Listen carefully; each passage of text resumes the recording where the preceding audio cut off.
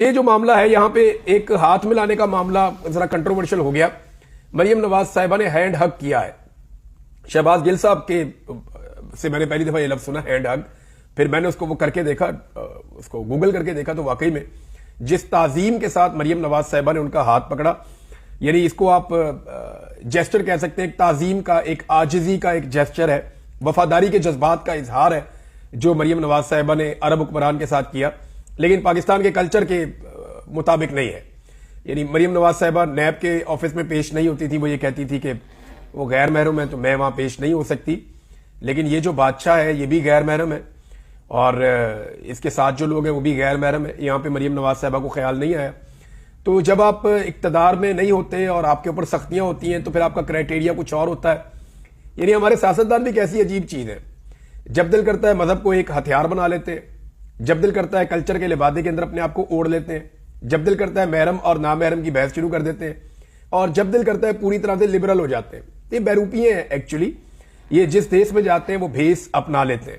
بہرحال یہ انہوں نے وفاداری کے جذبات کا جو اظہار کیا پوری گرمجوشی کے ساتھ, اس کا میں امید کرتا ہوں کہ ان کو کوئی نہ کوئی فائدہ ہوگا.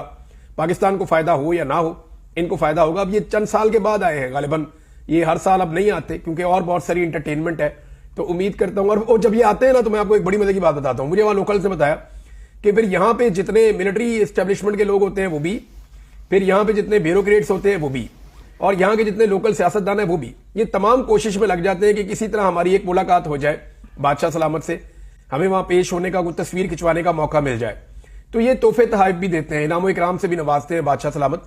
جب یہ آتے ہیں تو ان کے بہت بڑے بڑے خیمے لگتے ہیں ڈیزرٹ کے اندر, اتنا خوبصورت ماحول ہوتا ہے, زبردست قسم کی انگیٹھیاں آتی ہیں باہر سے. ان کی گاڑیاں جو ہیں وہ اسپیشل ڈیزائنڈ ہیں, یعنی V8 گاڑی آپ کو ایسے اوپر سے کھلی ہوئی نہیں ملے گی, لیکن ان کی گاڑیاں آپ کو ملیں گی جن کے اندر یہ فالکنز کو لے کر جاتے ہیں اور شکار کھیلتے ہیں. بڑا لگژری شکار کھیلتے ہیں یہ, اور ان کے لیے باقاعدہ GPS کا ایک سسٹم استعمال کیا جاتا ہے جس سے پتا چلتا ہے کون سا جانور کس جگہ پہ موجود ہے اور کون سی جگہ خالی ہے. تو ان کو ڈائریکٹ وہاں پہ لے کر جاتے ہیں.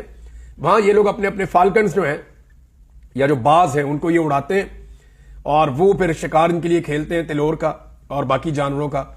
تو بڑا زبردست ان کا ایک انٹرٹینمنٹ ہے. ان کی ورک شاپیں تک ساتھ آتی ہے, ان کی سیکیورٹی سارا سال رہتی ہے, لیکن جب یہ آتے ہیں تو مزید سیکیورٹی ساتھ آتی ہے.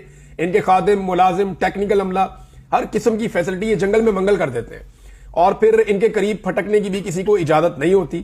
اگر کسی کو آنا ہے تو پھر باقاعدہ پراپر پرمیشن لے کے, کیونکہ بادشاہ سلامت کا یہ انٹرٹینمنٹ کا ٹائم ہے, ان کا یہ چھٹیاں منانے کا ٹائم ہے, ان کے ساتھ ان کا پورا لاؤ لشکر ہوتا ہے جو ان کے لیے انٹرٹین ان کو کرتا ہے ڈیزرٹ کے اندر. تو اس لیے وہاں پہ مداخلت بھی وہ کم سے کم رکھتے ہیں. تو کچھ لوگ ملنے میں کامیاب ہو جاتے ہیں, کچھ لوگ نہیں ہوتے. اب یہ مریم نواز صاحبہ کے ہاتھ ملانے کے اوپر تنقید ہو رہی ہے. ایکچولی PMLN نے اتنا گند مارا ہوا ہے پاکستان میں عورتوں کے اوپر, اتنا زیادہ مارا ہوا ہے کہ وہ تھوڑی سی بھی حرکت وہ بھی کرتے ہیں تو پھر آگے سے اسی طرح کا جواب آتا ہے. یہ اب مریم نواز صاحبہ کی مرضی ہے, وہ جیسے مرضی ہاتھ پکڑے. یہ دیکھیں ان کو ایک انڈیپینڈنس ہے, ایک آزادی ہے ان کو کہ وہ جس کا چاہیں جیسے مرضی ہاتھ پکڑیں, لیکن جو آپ کی کلچر ہے اس کے ساتھ جو چیزیں مطابقت نہیں رکھتی وہ آڈ لگتی ہیں. اور PMLN کا اپنا میڈیا جو ہے وہ اس پہ ڈیفینسو ہے. وہ